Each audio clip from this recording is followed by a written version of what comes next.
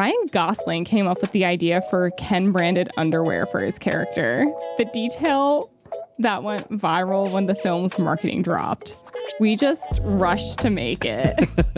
I somehow just now realized that it says Ken and not Calvin Klein. I did not notice that until now. You didn't know that? No, because it looks, like you said, it looks just like a Calvin Klein ad.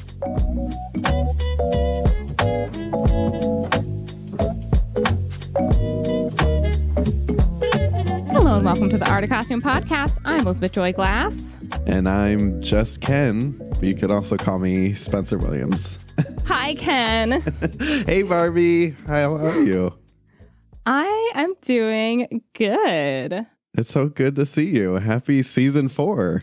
Happy season 4. Happy New Year, honestly. Right.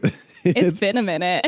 It has been a minute since we've seen each other. I mean, we did that fun little bloopers episode, but honestly, I barely remember that. I was so jet lagged, but I think it was fun. Because that was like in between Christmas and New Year's. Right. That's like that weird void week that no one ever remembers or knows what they're doing.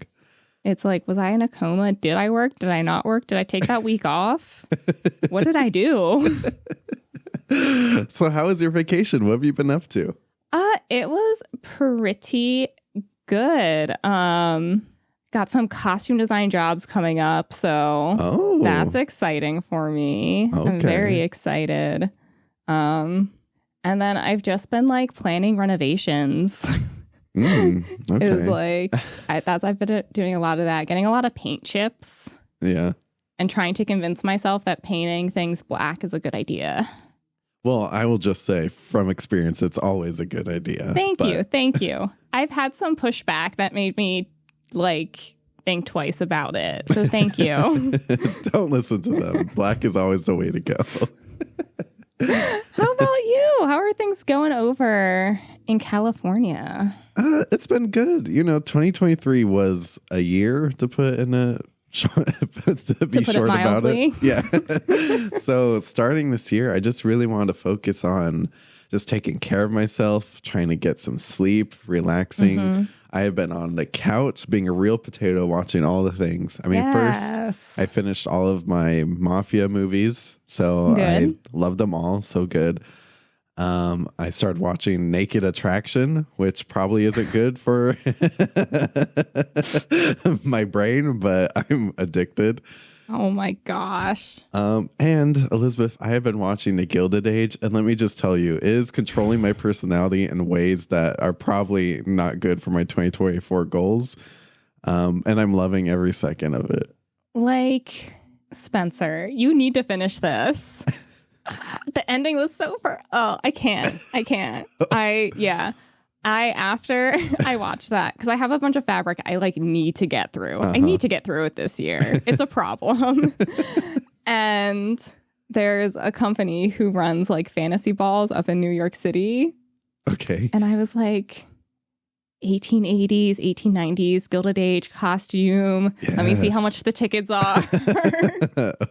Bertha Russell over here. It is just so good. And we will be talking about it in a future episode. We just have to.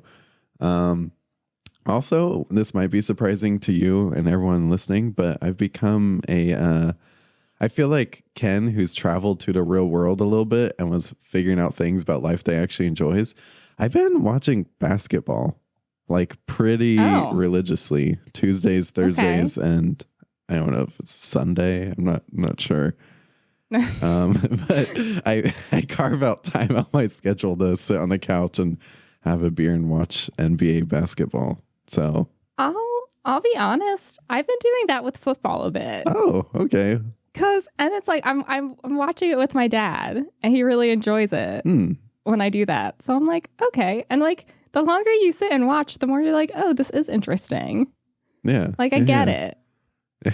I don't fully get it, but I'm starting to understand.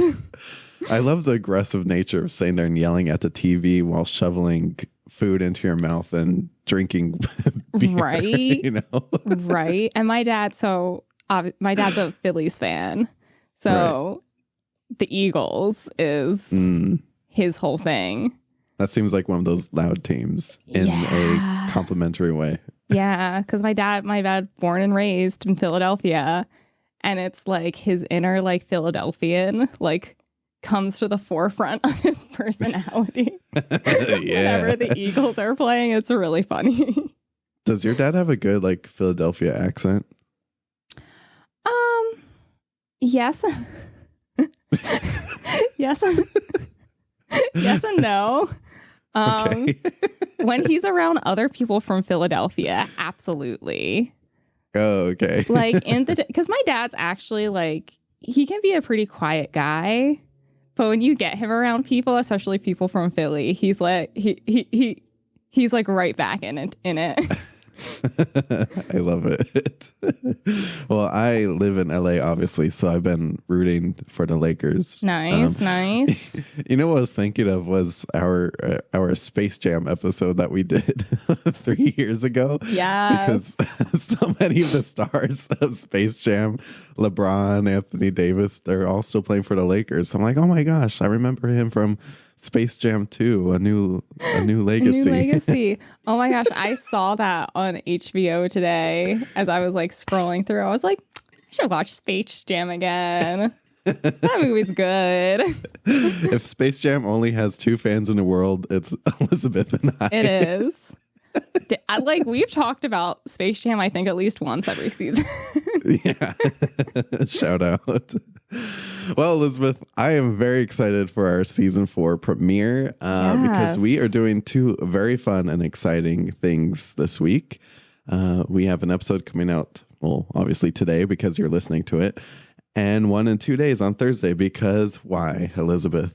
Because something magical happened this summer, Spencer. A little mega cinema event called Barbenheimer. Yeah, man, it was crazy. It took over the world. It did. It absolutely did. So many people dressed up. I dressed up to go see Barbie. I bought a dress to go see this movie. Hoodie. She has Barbies around her. Like, this was her moment. This was her summer. She was ready. Oh my gosh. This was my moment. This was my summer. If it hasn't been obvious, we're watching Barbie this week. This episode, all about Barbie. Thursday, all about Oppenheimer. So, Barbie, I'm a Barbie girly. I love Barbie. I loved Barbie growing up. I collected Barbies. I played with Barbies for way too long. Before I realized, I could, sit down at my computer and, write out a story or, design something. I had the skills to sew and design something that was in my head. Guess how I got all that creative energy out with? Barbies. My Barbies had very complex lives. They went on many adventures. It was fabulous. This is giving me so much life right now. I feel like it was a few months ago when we were still doing season 3. And we were talking about doing, because we were going to do Barbie last summer, and but then the strikes came down, so we decided to push it back. And I remember right after we saw the movie, and Elizabeth was going through her inventory of Barbie dolls, and I did not see this coming. I don't know how, but I just for some reason never pictured you as a Barbie girl. But here we are. Oh, absolutely! Do you want to know what I found in my inventory? I do. Uh-oh, here it comes. So I found Midge. Yay! The discontinued pregnant Barbie Midge. This is so cool. She has all her original hair, her original dress. It's a little... She's well played with. She's not a weird Barbie, but she's well played with. She looks like she's doing good. Good right? for her. She looks like she just bought this outfit yesterday. Exactly. The magnet stomach still works. So it's magnetic. Yes. You can hold on. You take it off. We'll have to blur this for TikTok. You take it off. She's a normal Barbie. And then there's a stomach with a baby. Hence why it was discontinued. That is insane. Isn't it? I got this as a birthday gift. Oh, that's even more weird. I was stoked. I was like, oh my gosh, this Barbie can actually be pregnant? Great. dramatic storylines. Yeah, very, very, very cool. That was why I loved the Barbie movie so much, because I never played with Barbie. I, for some reason, played with Polly Pockets, my neighbors, just because. Love a good Polly Pocket. Yeah, I honestly can't explain why. We should probably do like a deep dive on that. But yeah, I did not know that there was all these different, like, I should have guessed all these different Barbies with questionable storylines. Yeah. I had so many accessories. I was lucky. I had 2 houses, an airplane, a little like BMW buggy, and a camper for my Barbies. Because that's all people would get me as gifts. Growing up, I almost exclusively got Barbie gifts. Wow. Wild times, man. Yeah, man. This is the best day ever. And let me clarify the record. I didn't play with Polly Pockets. My neighbor had them, and I was getting ready to become a fashion design major in a few years. I was observing their outfits. Hey, I mean, Polly Pockets were cool too, especially Polly Pockets when we were growing up, because they made them like 3 inches tall and had all the plastic clothes, because plastic clothes were a thing. Yeah. Yeah. And I used to always rip them because I was way too aggressive with trying to quickly. It was not a great concept in retrospect. Anyways. Anyway. Elizabeth, you have so many great behind the costume facts this week. I think we just got to get into it because we're going to be here all day at this rate. Do. There's too many. Spencer, give us a summary. Okay. This is probably a very short summary for such an incredible, soon-to-be Oscar-nominated film. But Barbie and Ken are having the time of their lives in a colorful and seemingly perfect world of Barbie Land. However, when they get a chance to go to the real world, they soon discover the joys and perils of living among humans. And that is Barbie. That is Barbie. If you haven't seen Barbie, go watch Barbie. I don't believe that you haven't seen Barbie. Yeah. You know? It's just like, at this rate, if you didn't see Barbie, you were what were you doing? Oh, yeah. Like, you missed out. Love it or hate it, you missed out. Yeah. And which it's all over Max. It's plastered literally all over. They're like, hey, did you see the Barbie movie? The Barbie movie. It's right here. Right here. I know. So let's do this. Going behind the costumes, we have director Greta Gerwig and costume designer Jacqueline Durran. You will know her work from Pride and Prejudice movie from 2005, for which she received an Oscar nomination. Atonement, another Oscar nomination. Nanny McPhee Returns, Tinker Tailor Soldier Spy, Anna Karenina, for which she got an Oscar win. Mr. Turner, another Oscar nomination. Beauty and the Beast, Oscar nomination. Darkest Hour, Oscar nomination. 1917. Little Women from 2019, which got her another Oscar win. Cyrano from 2021. Spencer, and the Batman. Talk about a busy lady.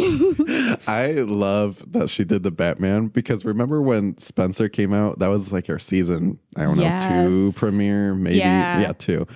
And she did like Spencer and the Batman came out at the same time, and it was announced she was doing Barbie. I was like, look at the range. From like the darkest dark to the brightest, happiest possible. Right. Also, let's all be real. There's absolutely no possibility in this universe that Jacqueline Durran is not about to be nominated for another Academy Award. That's just very definite. And like, there were so many good movies this past year. Like I'm like, I don't know who's going to win this year. There's usually, I'm like, oh, this person or that. Like this year, I'm like, I don't know. But like, if this isn't even nominated, that'd be shocking. Yeah. But diving into Barbie, Harper's Bazaar talked to Jacqueline Durran about how they approached Barbie for the Barbie movie. She said, I hadn't really ever thought about that simple fact that dolls had always been babies before Barbie came out in 1959.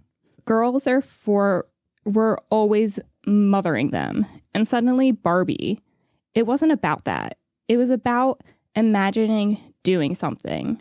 The doll was the representation of what you could achieve, which is amazing. I never thought about Barbie like that. I tend not to think of her as an emancipator, which is kind of how Greta Gerwig was approaching Barbie in this movie.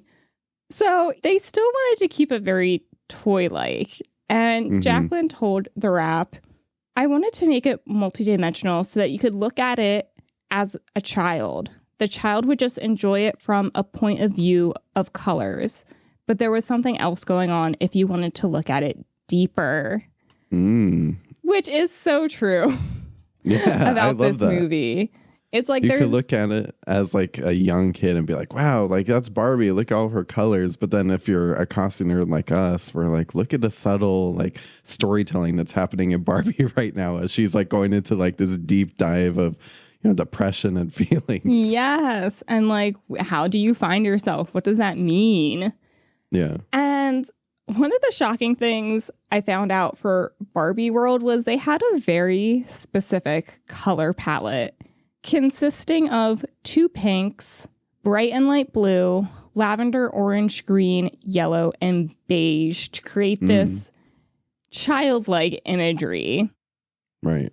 She told the credits, you couldn't put a costume together if it wasn't in that combination. It was hard because that meant you couldn't buy anything. We basically had to print all the textiles, like all the fabrics for the beach costumes, in these color combinations. I felt this was the only way to keep a lid on having the film be bright while also trying it all together underneath, which is so true because there's so much color. You can't just like throw whatever up there and hope it works. And having to print all the textiles, that's so much extra effort too, which obviously paid off, of course, but like just that process just extends everything. Absolutely. Especially because every Barbie, every Ken had a change for pretty much every scene. She told the credits, when I realized that every scene had a costume change, I nearly had a nervous breakdown. And not just one character, all the Barbies, all the Kens. Do you want to know something even more nerve-wracking, Spencer? They only had 11 weeks for prep. So the costume creation went into filming. Oh my gosh, that's so scary. Isn't that terrifying? And one thing I want to point out from the costume design department there are such beautiful illustrations for the Barbie movie. Look up costume illustrator Richard Merritt. His illustrations for Jacqueline Durran's costumes are extraordinary. I love Richard Merritt's illustrations. He is an incredible illustrator. I am on his Instagram all the time for whatever he posts, because he also obviously works on other films too. Every single illustration is banger after banger after banger. So shout out to Richard. Yeah, they're incredible. And after this break, we will jump into the Barbie movie. Let's do it.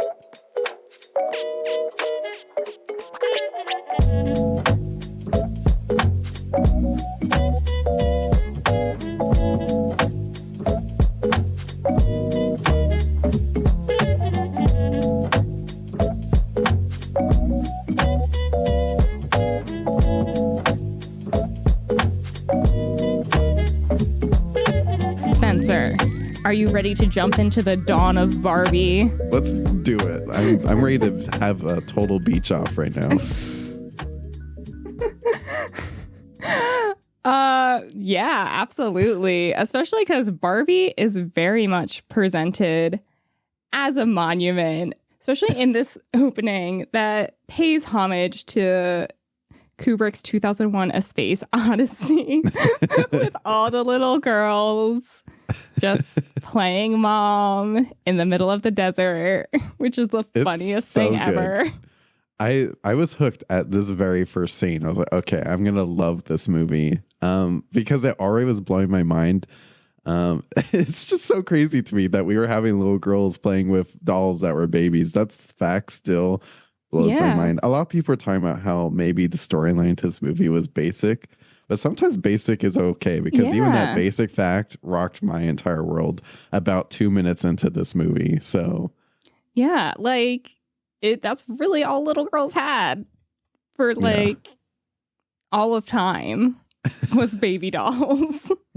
It's insanity. But let's talk about Barbie's look, though. I mean, yes. So Jacqueline talked to the credits about this iconic opening costume. She said the swimsuit was always going to be the starting point because it tied into the whole Kubrick monolith thing. And in a way, it gave me my route into the movie.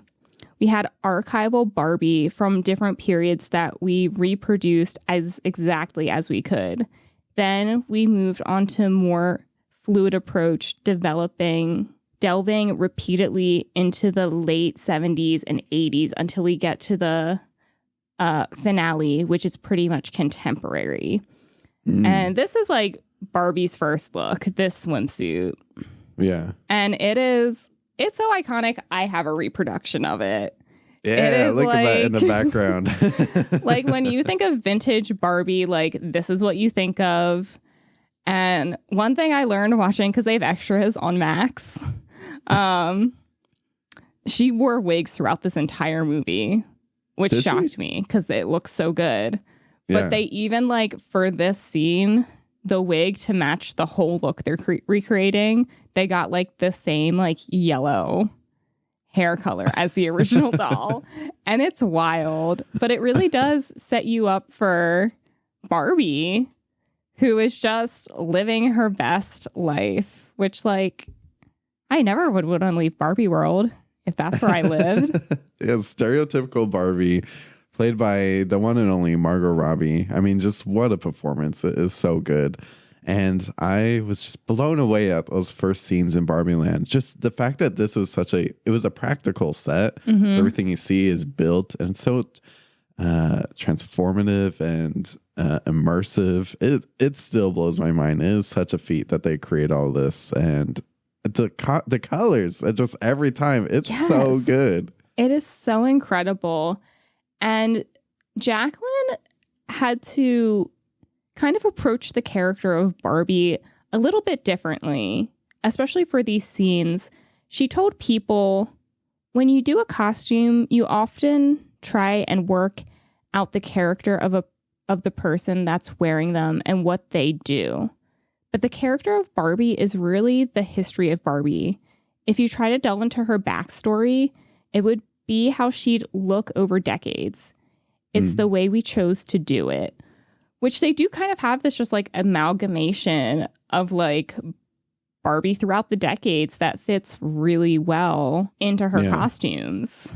It's very subtle too. Like if you're someone like me who maybe doesn't really know the history of all Barbie's costumes or looks, it's very subtle, but it's really fun to like look up each look and be like, oh, that was Superstar Barbie or whatnot. It's very subtle, and I love that because it just blends so naturally into the film. Of course. And like especially this first Her Perfect Day, it's like it's so like 1960s, 70 Barbie. Yeah. But like it still looks like you could walk out in this today. Like I'd wear that bathing suit to the beach. Like yeah. It's very picnic to me, which I love it because that screams like perfect day, staying out in the sun on like a little picnic blanket and having some sandwiches. I don't know. Yeah, just enjoying life. Yeah. I don't know how you picnic, but that's what I imagine, just eating sandwiches. I think that is the general idea. I've also heard of wine on picnics a lot, which always a great addition. Right. Another major component, though, of Margot Robbie's stereotypical Barbie wardrobe was Chanel, because Jacqueline Durran, Margot Robbie, and Mattel have a pretty long history with the fashion house, and Chanel was more than happy to collaborate with the film.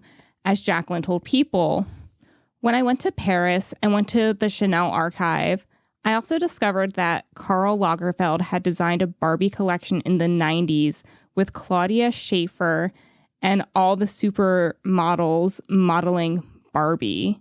It became the perfect Easter egg to put one of Karl's costumes into the world, which we did.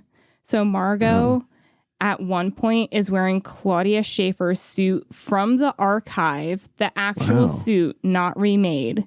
She also did wear a pink suit that was remade from that collection. Chanel copied their own work and made a reproduction, and then we used in the movie.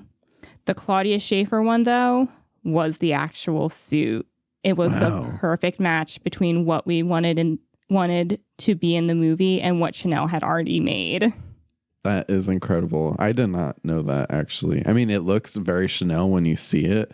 But to know that that's the actual one that was on the runway is insanity, and I love it. It's wild, and it's like they clearly did nothing to it. It looks just perfect. It looks like it hasn't been worn since the 90s, actually. Yeah, it probably hasn't been. If it's in the archive, probably not. Yeah, but it looks so beautiful. And what's crazy is Jacqueline didn't have to do that, you know?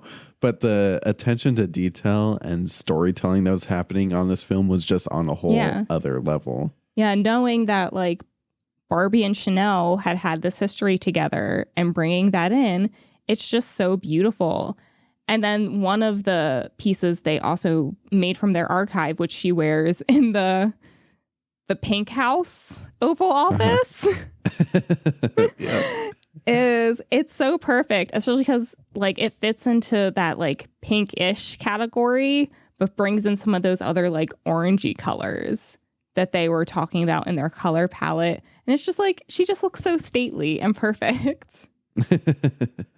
Yeah, it looks incredible. I love the tweed. It's very politician, Jackie Kennedy. I love it. It's so perfect. But they did recognize that they couldn't keep Barbie in pink the whole time, and that Barbie wasn't just all about pink. And they bring a lot of blue into her wardrobe, especially when she's having her not so great day and feeling a little bit down. Which is funny too, because we associate blue with like kind of like being bummed out sometimes. Yeah. So it's perfect. It's very subtle. And I'm glad they didn't keep her in pink the entire time, because it would have eventually burned our eyeballs. It would have been too much. Yeah. Yeah, because they acknowledged that Barbie didn't just wear pink. Let's be real. Yeah. And the other Barbies weren't all in pink either. And Jacqueline talked about creating the costumes for the other Barbies in Barbie World to the credits, saying, in a regular film, when an actress plays someone, her character dictates what she wears. But in this instance, it's not the same relationship to the character. Barbie, all the Barbies, wear things appropriate to what they're doing. The reason for her costume comes from outside of the character, which is very cool, because it's like, yeah, when they're at the beach, they're dressed for the beach. She really gave the beach like a French Riviera 1960s vibe, which was perfect. But they're all perfectly dressed for the beach. Right. Well, in theory, I mean, they're all just sitting on the beach and beaching out. Yeah. No one's actually doing activities, which is what I love. No, yeah. The beach is for beaching. And then the mermaid is the perfect mermaid. Yes, played by Dua Lipa, by the way. Yes, I love her cameo. It's so good. And then, oh my gosh, who plays the guy? Mermaid John Cena. John Cena. It's so good. It's so good. And then when they're doctors, they have on the perfect doctor outfits. When they're at a sleepover, it's the perfect sleepover outfit. Accepting, you know, Nobel Prizes. It's the most perfect, beautiful thing to accept your Nobel Prize in. Like, everything is perfect for what they're doing. It's so perfect. I specifically like the doctor costumes, because to me, that's just like the color choice of not just like the little subtle mint green pants too. Mm-hmm. I don't know what it is, but that just screams like Barbie to me. I could see that like in the box, but it's also practical and it makes sense too, especially against the very pink background they're in. Absolutely.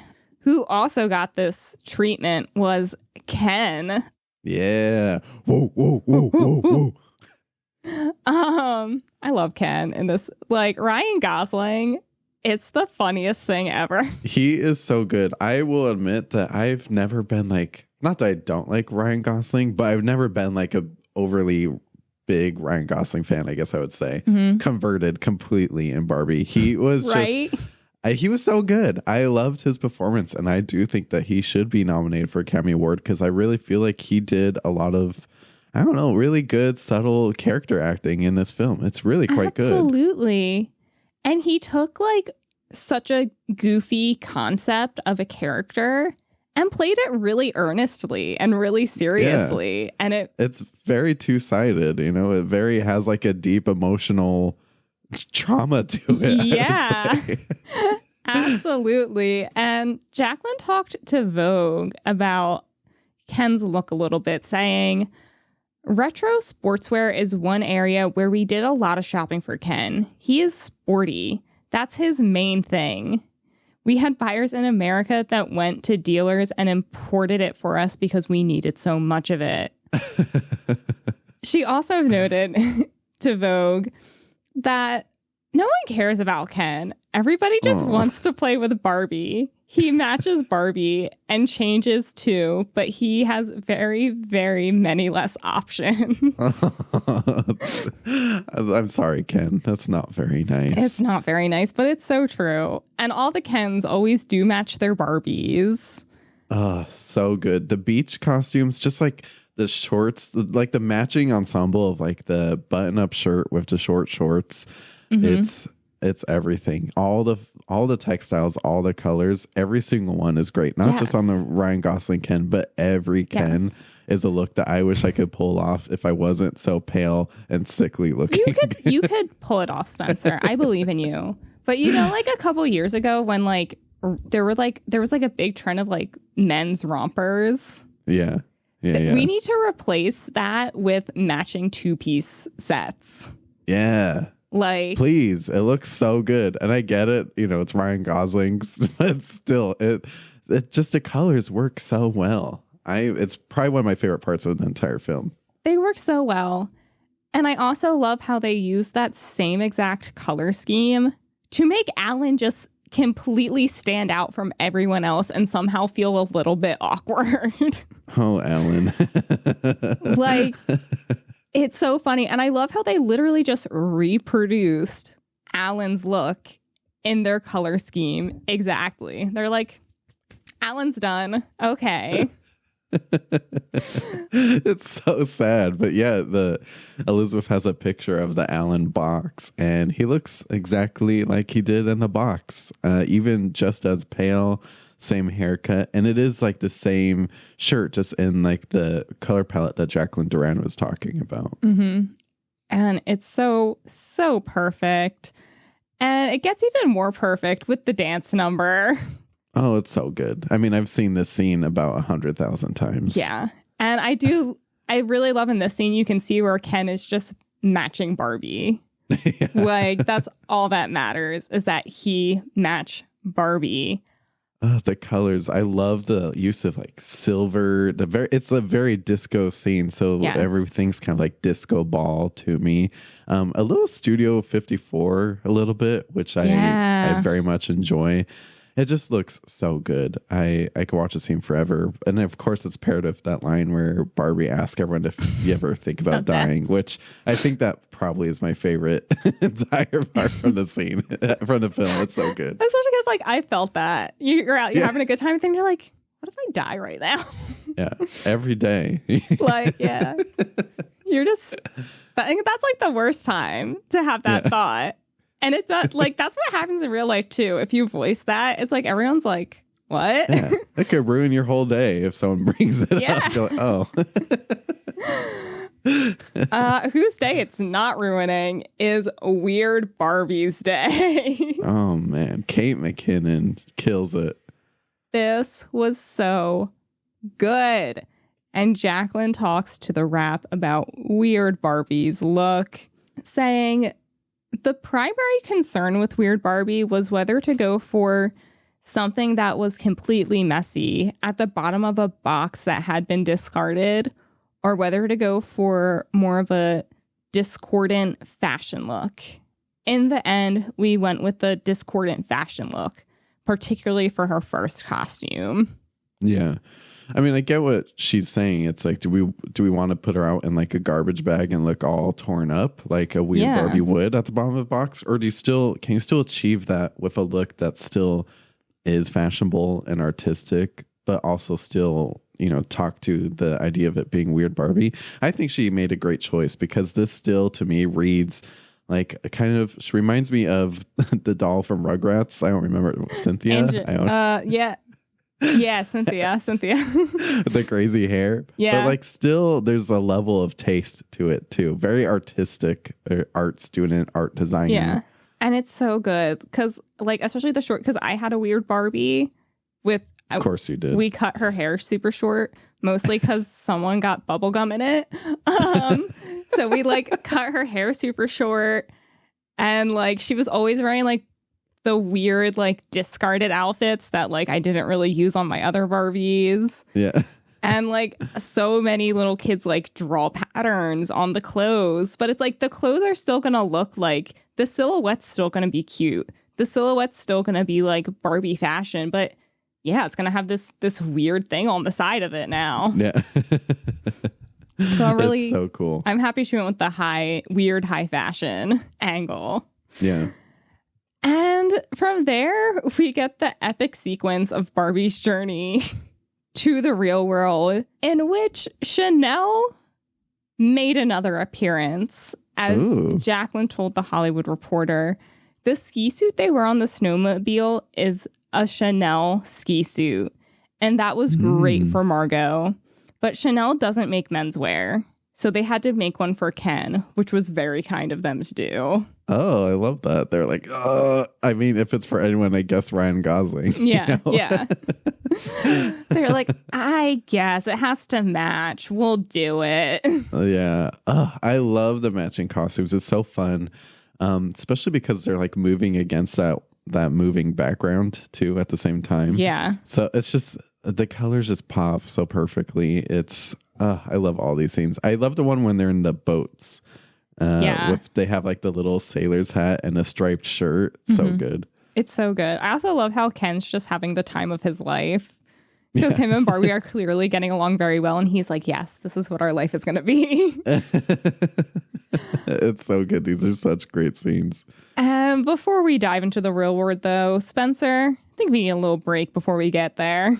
Yeah, I gotta get over to the beach. I need like a little margarita. I just really need to get into like beach, Yeah.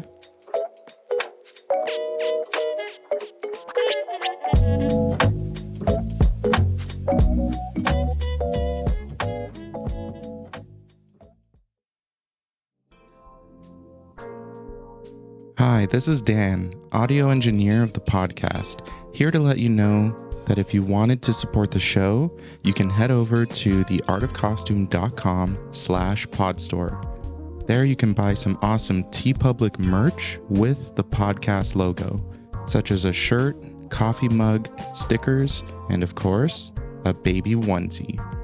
Thanks for all your support.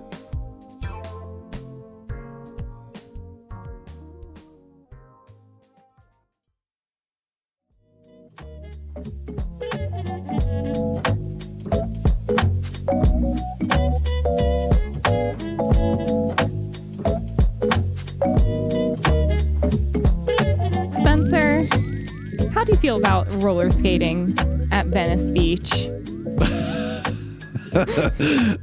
Personally, I would not do it. As someone who lives in LA, I don't particularly enjoy going to Venice or Santa Monica. I'm a Malibu person myself. I see. But I will say that Barbie and Ken's Venice rollerblading looks are probably two of my favorite costumes. They are so good. Do you remember when we saw these like looks kind of be like leaked maybe like months and months before the movie came out? Yes. I think this was like one of the first, if not the first thing we saw. And we knew like, oh, at least for costumes, this is going to be incredible. Yeah. We literally, as costume design journalists, we were like, okay, well, we have Barbie to look forward to in about a year and a half. Yeah. And it's going to control our lives. Yes. It was so exciting. And Jacqueline talked about the process of making these to Entertainment Weekly, saying, if you're going to put a costume on somebody and they're going to really stand out in Venice, what's that going to be? You have to go quite far out because Venice has so many characters and no one really raises an eyebrow. When it came to the pieces themselves, while it was inspired by Hot Skate and Barbie, she told Entertainment Weekly, our textile artists copied the original pattern and printed it onto the leotard and onto the pieces for Ryan. Oh. So while obviously the look is only inspired by Hot Skate and Barbie, the pattern that's on her original outfit is exactly the same as what's on their pieces. I love that. Just such a great use of fabric and textiles. Mm-hmm. It looks so good. And Jacqueline Durran is so right. In her quote, she's really kind of she's insinuating what is true is that Venice is really not that magical of a place that people from outside of LA don't understand. Yeah. It is very questionable. It's full of characters. And if you were to rollerblade around in this costume, you would 100% stand out. Yeah. In all my years there, I only went to Venice once. And I was like, well, I've been here now. And it really is. There really is just like this cast of characters there. And you got to think about what would raise an eyebrow there. And it's definitely this. Yeah, very, very this. It's perfect. It's chef's kiss. It's so good. What's almost better is their change when Barbie's like, for the first time in my life, I feel uncomfortable. And they put on their Western wear. Which is so funny to me. It's like, this is what's considered comfortable because it's still outlandish. It's so good, though. The pink with the black, it is flawless. It is so perfect. And Jacqueline Durran told Entertainment Weekly about these pieces, saying, now that it's done, it feels entirely obvious and the right costume for the moment. But it took a moment to work out. When they arrived in America, what would they wear? How would Barbie and Ken, well, not so much a Ken, because Ken follows, but how would Barbie choose what to wear when she wants to fit in and be liked in America? What does she become? Malibu Barbie? No, she becomes Western Barbie. I mean, that makes sense. When people think of America, they think of like the Wild West and big aggressive cowboy hats and holding a cheeseburger and a bald eagle. Yeah. So yeah, Western is definitely where I would think is the right place to go. Absolutely. And like, I love her denim two-piece so much, but it's not actually a denim two-piece. It is a stretch fabric with a denim texture printed onto it. And it looks so beautiful, which I was kind of wondering how she quite got that shape, because it really it looks like denim, but I was like, denim doesn't quite do that. So I was curious how she got that. And like, that just makes so much sense. Yeah, that's true. The silhouette is silhouetting. Yeah. It's so good. It's giving a Barbie silhouette. Yeah. And Ken, I mean, that look was so recognizable. I knew that this was going to be like the Halloween costume of the year for men, was that black Western look with the fringe and the pink ascot. It's so good. I actually want to get it, but Halloween just always, for some reason, sneaks up on me. So I never put it together, even though it's my favorite time of the year. It's like, it's October 25th. Yeah. I had this, so I just wore this and a blonde wig and was like, we're good.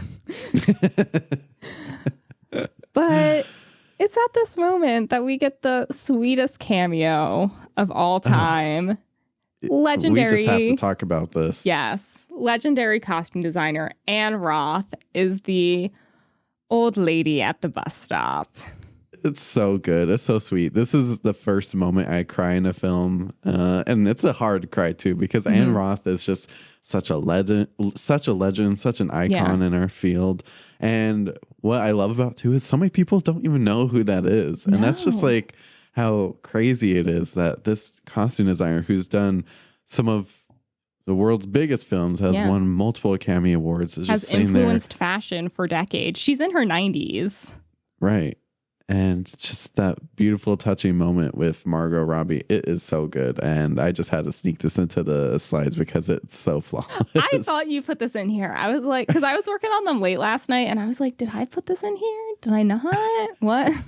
We can't do a Barbie episode without shouting out Anne Roth. No. Because she is the OG. Yeah.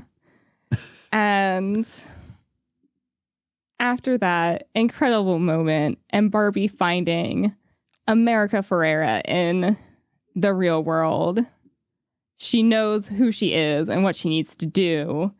Mm-hmm. And it's bring them back to Barbie Land where things have just gone horribly wrong. America Ferrera, I mean, such a great part to this film. Yes. She is so good. Obviously, we love her monologue. I love it. I think it's brilliant. But her costumes, I love it because they are very real world. And it slowly like does like a transition where she kind of blends into Barbie world, but from a realistic mom contemporary point of view too. Yeah. And yeah, I loved her character because she's clearly someone who's pretty confident in who she is, even though she's kind of having this, midlife crisis of sorts. Especially with that first button-down top she's wearing. Mm-hmm. That has like the blue collar centerpiece with the red and white striped sleeves and like body. Yeah. It's just so cool. Like you see that. And because they don't do a lot of like backstory for the character, but it gives you enough information to be like, oh, this is a person who like has a strong personality, likes to dress up. So of course she liked Barbie and works at Mattel. Yeah. Yeah. There's definitely like a lost storyline that's happening in the costumes. Absolutely. And talk about a lot of storyline in the costume. Weird Barbies like suited up for battle now. And I just love how reminiscent of the 80s this look is. Yeah, it's very like parachute pants, very big and billowy, because it looks just so crazy on Kate McKinnon, and I love it. But you're right, it is like very gearing up for war because Weird Barbie has like little armor pauldrons on, like she's getting ready to fight. Yeah, because she knows the Kens are up to no good. Oh man, yeah. Let's talk about this transition. I mean, I love just how subtly everything just starts to really change. Like the one Barbie who's suddenly in like a very skimpy maid look, the like French maid. Yeah, it's like, okay, I see what's happening here. It's very subtle. It's so subtle. It's so funny, and it's just like, yeah, I guess someone who like never experienced that kind of like repression might not exactly question it at first. It's very brainwashy of the Kens. Very, very brainwashy. Very interesting. And we have Ken in his patriarchy era. Oh man, I gotta say, it's just so good. It's so good, especially this jacket, which Jacqueline talked about to the credits, saying Greta and Ryan had been talking, and between them, they had pictures of Sly Stallone looking fantastic in this fur coat from the 80s. That fur coat became critical in pinning down how far we could go with Ken and how much fun we could have. Yeah, it's so good because it's very costumey. This is like the moment of film where it starts to become a costume, and not just like contemporary costume clothing, which is so intentional and funny because Ken is really getting into the patriarchy of it all, and he feels like there's like a uniform to patriarchy, and that is the fur coat with the big shades, the headband. It's all over, and I love it. It's amazing. Like he is literally playing a part. He's not being himself. Yeah. And she talked more about his looks in these last scenes to Entertainment Weekly, saying, "This evolved in the fitting. There's always some kind of extra in everything that they wear. Kind of last minute thing. We added these fringe shoulder pads and that just finished it off. In another scene, he's wearing a tracksuit that matches that. And printed onto the tracksuit is horses galloping with lightning. And so the headband, that little kind of line going across it from the lightning part of the pattern of the horses, these details with the horses and all these things. I just love the fact that they're all in there. I love that Jacqueline Durran is like a fan of her own work at this point too. Right? Like, you can tell the entire team's like, we ate that. Yeah. They're like, yeah, we did that. That was us. That was me. Yeah. Do you see how cool that is? Pay costume designers and their teams the wages they deserve, because they're killing it. They carried this movie. They did. They absolutely did. Especially through the dance number and the beach off. The ultimate beach off. Beach off. I just want to beach off with them too. It is so fun. I'm so jealous. And, gosh, they all do such a good job. I'm like, I wonder how long it took them to finish. They just must have been cracking up constantly. Yeah. Because it's so funny. It's so funny. So I love when they arrive to like the beach and they're coming off the horse boats, and like still all the Ken's looks are very kind of in uniform. They all have similar elements. Yeah. But they're also still all very different. It's like everything's kind of discombobulated at this moment because everyone's having like a massive identity crisis. So all the costumes are like matching but not matching. It's like they're actually at war at this moment. It's a free for all. Yeah, they're at war with themselves and what they want to be. Yeah. Meanwhile, the Barbies are like, we're just going to put things back the way they were. I especially like the president Barbie, her final look. It's so like, it's so in your face compared to like everything that's been worn before. Yeah. And she's just like, yes, I am the president, and you're not going to change that. Yeah, they're all like in the uniform, kind of like jumpsuit or romper, which just to me says like they're very down to business, ready to just right all these wrongs. Meanwhile, all the Kens are like moving into like this kind of like Grease phase with the all black looks with the pink socks. Oh, it's so good. I especially love Alan in that pink jumpsuit. He's just like, yes, I'm here to help Barbie. What can I do? With the sunglasses. That's actually Alan's best look. Just gotta say, he looks great in pink. He does. He really does. And another outfit in these ending sequences, which I loved, was when Barbie makes that first attempt to trick Ken. She's wearing head to toe Chanel. Yeah. Once again. And it is perfect. The bag, the dress, the necklace, it all comes together to be this perfect vision of, I guess, a patriarchy Barbie. It works perfectly. What Ken wants from her. And Ken is wearing this stunning denim ensemble. Very reminiscent of a Calvin Klein ad with the underwear showing. And Jacqueline told Vogue that Ryan Gosling came up with the idea for Ken branded underwear for his character. The detail that went viral when the film's marketing dropped. We just rushed to make it. I somehow just now realized that it says Ken and not Calvin Klein. I did not notice that until now. You didn't know that? No, because it looks, like you said, it looks just like a Calvin Klein ad. So my brain just automatically just read it as Calvin Klein. So good. I am obsessed. It is so perfect. And Barbie's final look is very different from what we've been used to so far, but really is her transition look. And Jacqueline told the credits about this final piece, saying, for the contemporary section, I wanted to reproduce the most popular Barbie dress in the last 5 years, which was yellow. So we made Barbie Margot Roberts' dress yellow as an homage. But it's not really a Barbie costume because the way it's cut is different. This is much more a human costume. Everything we did with the costumes was kind of multifaceted because I wanted to reference the Mattel experience, but also wanted to tell the story of Barbie.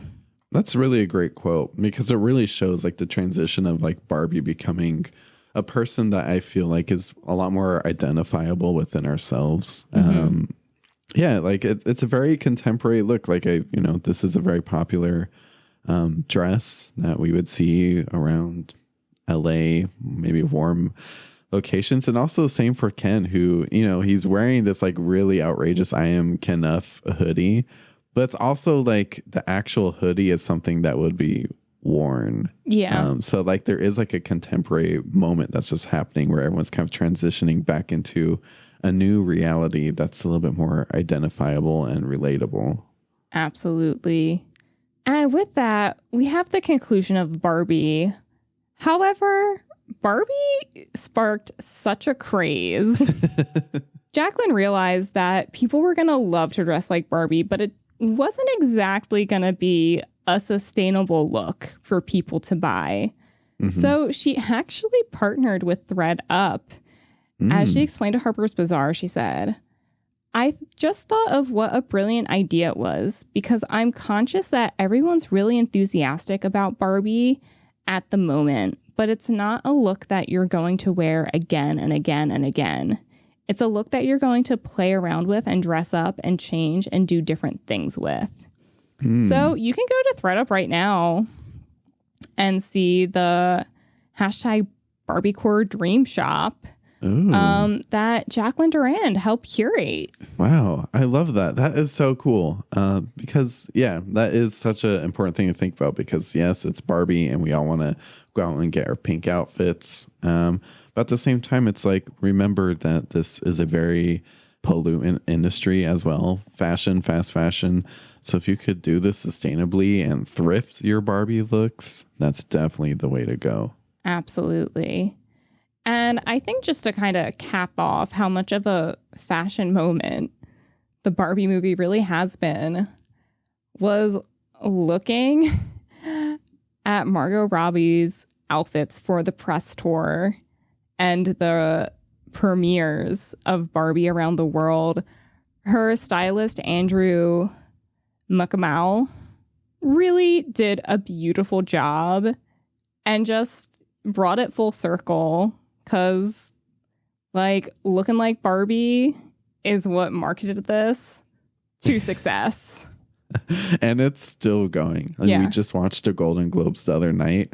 And Margot Robbie wore Superstar Barbie, like with the pink and the fringe. It is genius marketing. The marketing campaign for Barbie will be studied for years to come by business and marketing students. Because, like, from Jacqueline's costumes, they pulled, like, the perfect... stills to show us first. Like you said, that the Ken Calvin Klein, like looking like still where you didn't even realize it was Ken. Like it was so perfect to draw us in the looks they chose of Jacqueline's. And then Andrew's work on her press tour outfits, like people wanted to see what was happening with this press tour, which it's like a press tour is like, oh, okay, whatever. Like, sometimes like a look or two will stand out.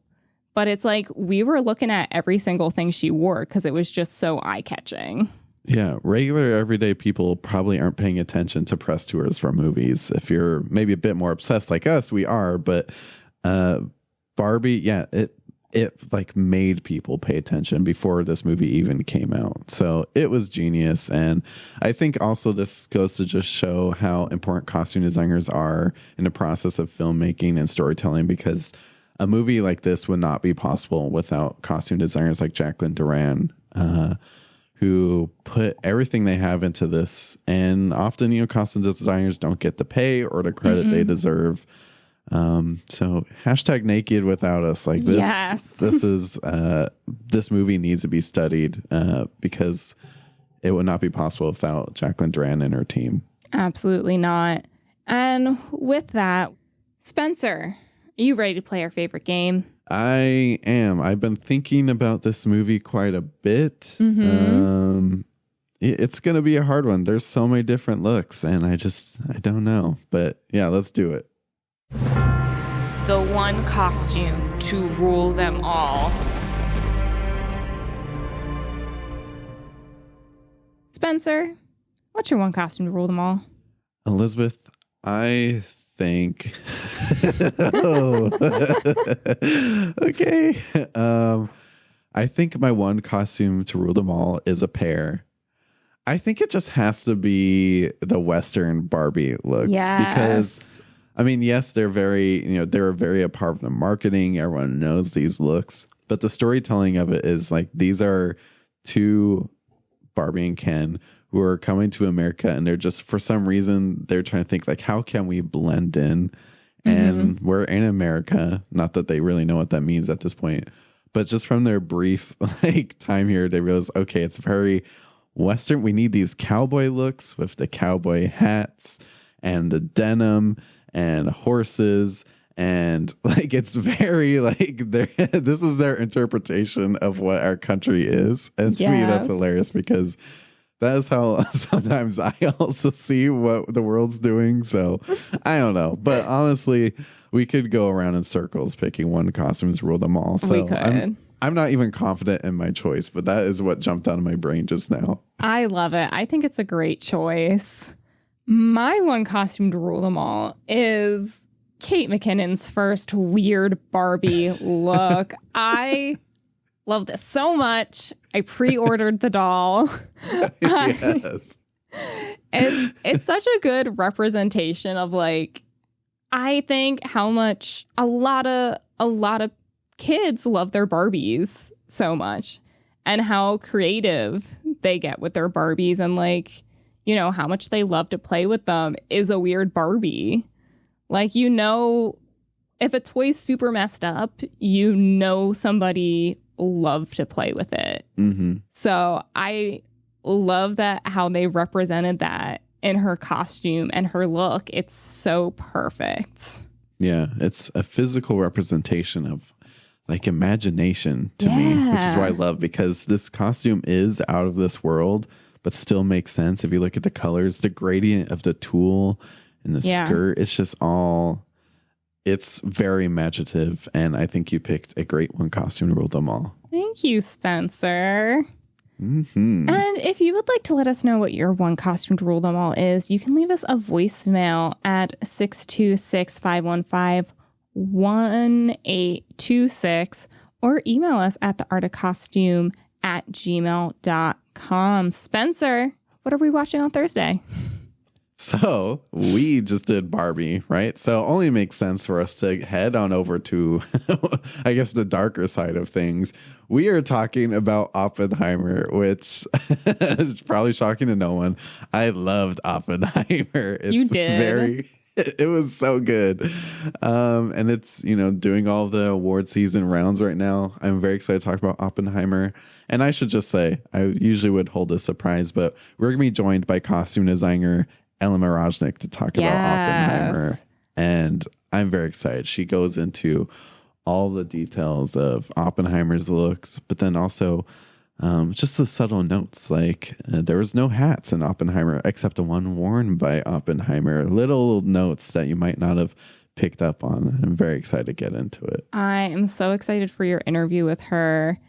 If you would like some content from us in the next 2 days before we release our Oppenheimer episode, you can follow us at The Art of Costume Pod at Instagram, at The Art of Costume on TikTok. If you want some podcast merch, you can head to theartofcostume.com/podstore. And if you really, really loved what you heard, you can leave us a 5-star text review on Apple Podcasts. We would really appreciate it. Yes. And don't forget, these episodes are now on YouTube as well. So if you want to come back and rewatch it, maybe head on over to YouTube and you could see pictures of all the costumes we're talking about as we go along. Until next time, Elizabeth, I'm very excited. Season 4 is going to be amazing if it's anything like season 3. So I'm very excited. As am I. I cannot wait to get this season started. We have so much planned, and I'm very excited. Yeah, me too. All right. Bye, Barbie. Bye, Barbie. The Art of Costume podcast is hosted and produced by Elizabeth Joy Glass and Spencer Williams. Our audio engineering and editing is done by Dan White. Follow us on TikTok at The Art of Costume and Instagram at The Art of Costume Pod. If you want to support the show, go to theartofcostume.com/podstore. For more podcast updates, costume reviews, deep dives, and interviews, go to theartofcostume.com, a blog dedicated to highlighting the best in costume design.